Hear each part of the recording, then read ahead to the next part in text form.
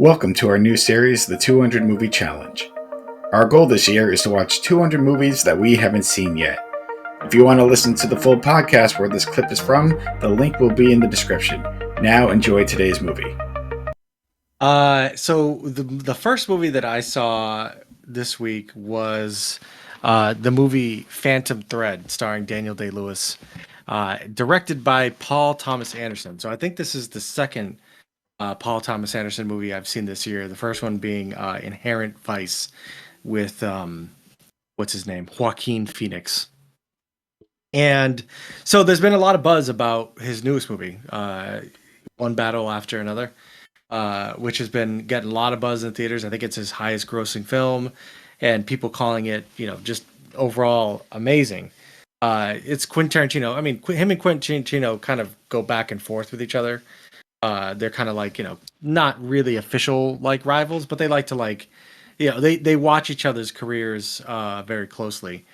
And so I was like, okay, Paul Thomas Anderson. I was huge into his movies, especially back when I started school in the early 2000s with like Boogie Nights, Magnolia, and even to some extent Punch Drunk Love. And then the crescendo, of course, was There Will Be Blood, which to me is obviously a masterpiece, and Daniel Day-Lewis is amazing in that film. But I'd seen Inherent Vice earlier this year, and I was like, Inherent Vice it's a late 20s movie for me. It was good. I felt it was long. It was kind of meandering. There were some good parts to it, but I wasn't really like kind of feeling Inherent Vice. So I kind of just was like, all right, well, what does really Paul Thomas Anderson have to offer? And so Sarah's been really talking about this movie for a long time, and it's been a bug in my ear, and it went free and then not free, and then it recently came back on Netflix. So I said, okay, you know what, I'm going to give it a shot. And the quick story is Daniel Day Lewis play. It's like, so it takes place around 1950s. I think it's like London, England, and he plays basically a haute couture designer. So he makes dresses, and he's an artist essentially. He's very particular about stuff, and then he meets this woman as a waitress, like on while he's like kind of like taking a break, and she kind of becomes his muse, in the movie. And this is kind of spoilery, but I think kind of an interesting part about it. But as the relationship kind of starts to grow, Daniel Day Lewis plays a kind of a workaholic type fashion designer, right? And I know fashion designer has kind of a weird tone to it. I don't. That's the best way I could describe it, because obviously he's creating the dresses himself, and it's like more of a period piece. But he works really hard, and he's a super asshole when he's trying to make these deadlines and everything, and he just treats this poor woman like shit.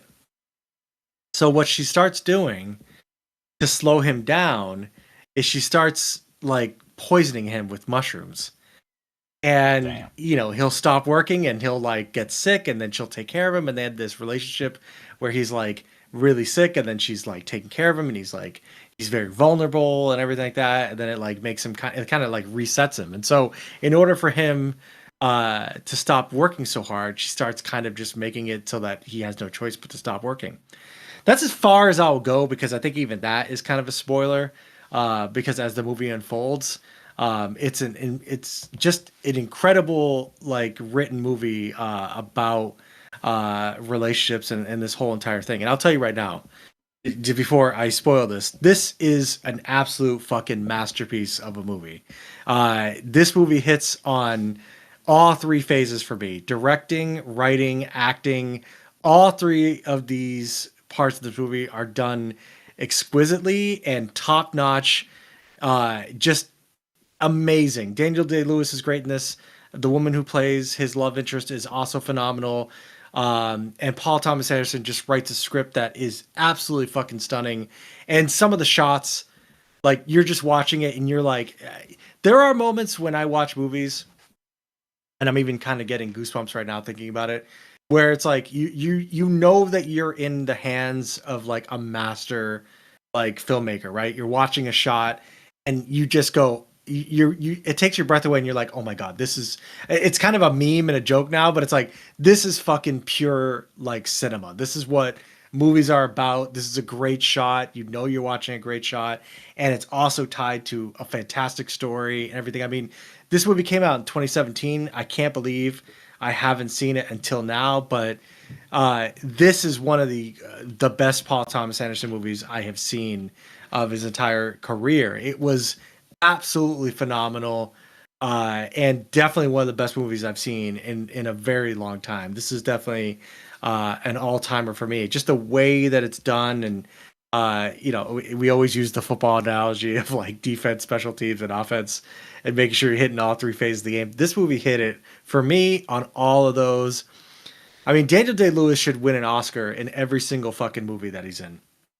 He has an amazing ability of just because we talk about like the Beekeeper and Jason Statham movies, and we're like, Jason Statham doesn't have to be anything except Jason Statham when he shows up. Yep. He shows up, he's Jason Statham. The story revolves around what excuse can we have for Jason Statham to be Jason Statham. But Daniel Day-Lewis disappears into his roles, and it is absolutely fucking amazing to see. I mean, from this to like Gangs of New York to There Will Be Blood to Last of Mohicans, which I love as well. Like all his roles are just so phenomenal, and this is just another one. And it was just by the time again when the credits rolled, I just looked at Sarah and I was like, "This is one of the best movies I've ever seen. This is a fantastic film."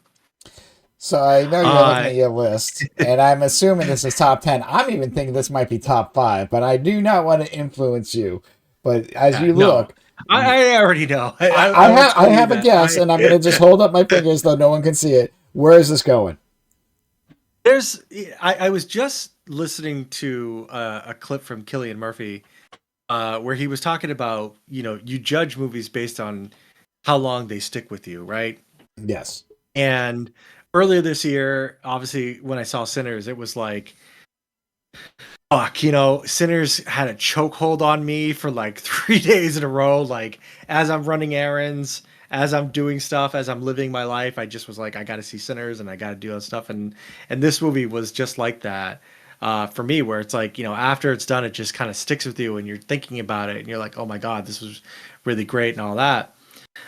So this movie, I really no surprise it was tough to make the decision, and a lot went into it, but Phantom Thread is the second best movie that I have seen this entire year, and one of the best movies I've seen in a long time. And the other reason that I put it below Sinners is just because, like I said just a few seconds ago, like Sinners just got into my brain, and then I had to watch it a second. I had to watch it a second time. Like my body demanded that I watched it a second time. And that to me was so impactful. From a movie experience, as far as like, do I think that Phantom Thread is a better made movie than Sinners is? Yeah, I definitely think it is. But as far as a movie that sticks with you, and all that, I think that, right now Phantom Thread it's a top 5 movie for me that I've seen this year. I have no shame in thinking that it was impactful. I will probably watch it again.